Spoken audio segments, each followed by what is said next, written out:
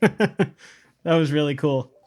Yeah, no, it's like a super cool song and like a super cool band. I feel like it has this vibe of like that I've really been missing of just like going to like a house show.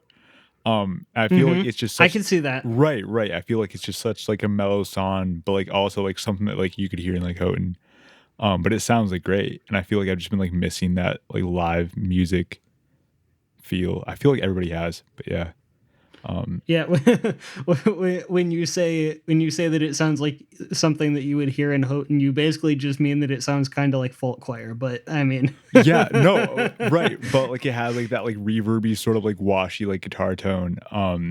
Yeah, yeah, and like the drums sort of have like that vibe as well. I'm like a fan. it's got some really interesting production choices with like the specifically the The drums. drum, I yeah, noticed that the drums were super wide, but like the panning wasn't like very like standard.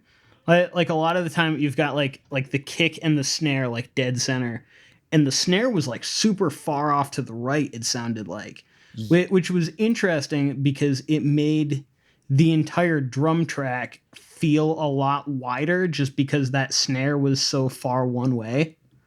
yeah. I feel like there's like some on some level. I'm not sure like what the production was, but I feel like there's some level of like stereo drums going on. Which definitely Yeah, give it for like that sure. washy sort of like 1 minute like you're sort of in like this ear and then like the other you're like focused like this way and it sort of just creates like that. Oh, that was my phone, sorry.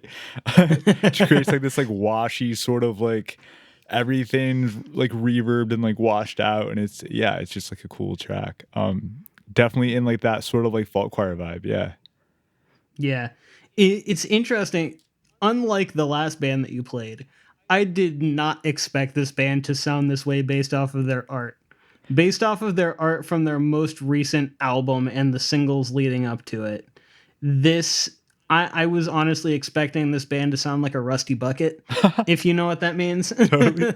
Like I was expecting really early like deathcore type of sound, just based off of the artwork. Yeah, no, it's like a cool like juxtaposition. I always like when like the visuals sort of like it like ties and like once you've heard the song, you're like, oh, like I see how it fits. But you're sort of like at first you're like, how is this gonna work together? But I think like once like you've heard the album and like sort of like like just like like just like listen through the songs, you're like, oh, I can find some parallels with like all of the like sort of swooshy looking visuals and things like that, and kind of drawing parallels between like the very reverby delay sort of washy sound that they've got. totally. I can see that for sure.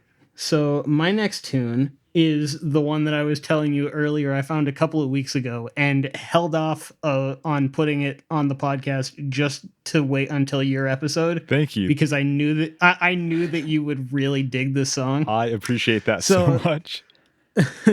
so this is by an artist called Lupin, who is actually somebody that you may have heard some of their other work before, because Yeah. they're the lead vocalist and guitarist of I Hippocampus. haven't heard any of this project though. So like I'm like super hyped for it. I've been like too busy to just like check it out. So Yeah, yeah, I've heard like nothing but good things though. So yeah, it was really interesting. I didn't realize that this project was a thing until it showed up on my Discover Weekly a few weeks ago, and I was listening to it and I was like, this is really cool. And then my next thought was Chase would love this. So this song is called May by Lupin.